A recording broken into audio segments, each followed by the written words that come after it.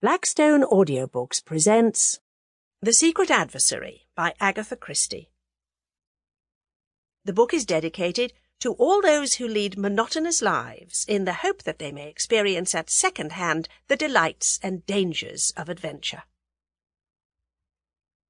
Prologue. It was 2 p.m. on the afternoon of May the 7th, 1915. The Lusitania had been struck by 2 torpedoes in succession and was sinking rapidly, while the boats were being launched with all possible speed. The women and children were being lined up awaiting their turn. Some still clung desperately to husbands and fathers, others clutched their children closely to their breasts. One girl stood alone, slightly apart from the rest. She was quite young, not more than 18. She did not seem afraid, and her grave, steadfast eyes looked straight ahead. "I beg your pardon." A man's voice beside her made her start and turn. She had noticed the speaker more than once amongst the first-class passengers. There had been a hint of mystery about him which had appealed to her imagination. He spoke to no one. If anyone spoke to him, he was quick to rebuff the overture. Also, he had a nervous way of looking over his shoulder with a swift, suspicious glance. She noticed now that he was greatly agitated. There were beads of perspiration on his brow. He was evidently in a state of overmastering fear. And yet he did not strike her as the kind of man who would be afraid to meet death. "Yes?" Her grave eyes met his inquiringly.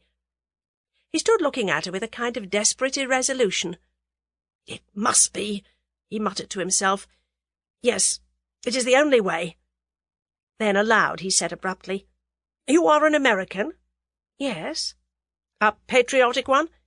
The girl flushed. "I guess you've no right to ask such a thing. Of course I am." "Don't be offended. You wouldn't be if you knew how much there was at stake. But I've got to trust someone, and it must be a woman." "Why?" "Because of women and children first." He looked round and lowered his voice. "I'm carrying papers, vitally important papers. They may make all the difference to the Allies in the war. You understand? These papers have got to be saved. They've more chance with you than with me. Will you take them?"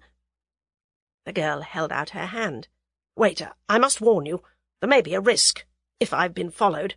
I don't think I have, but one never knows. If so, there will be danger. Have you the nerve to go through with it?" The girl smiled. "I'll go through with it, all right, and I'm real proud to be chosen. What am I to do with them afterwards?" "Watch the newspapers. I'll advertise in the personal column of the Times beginning shipmate. At the end of 3 days, if there's nothing, well, you'll know I'm down and out. Then—" Sample complete. Ready to continue?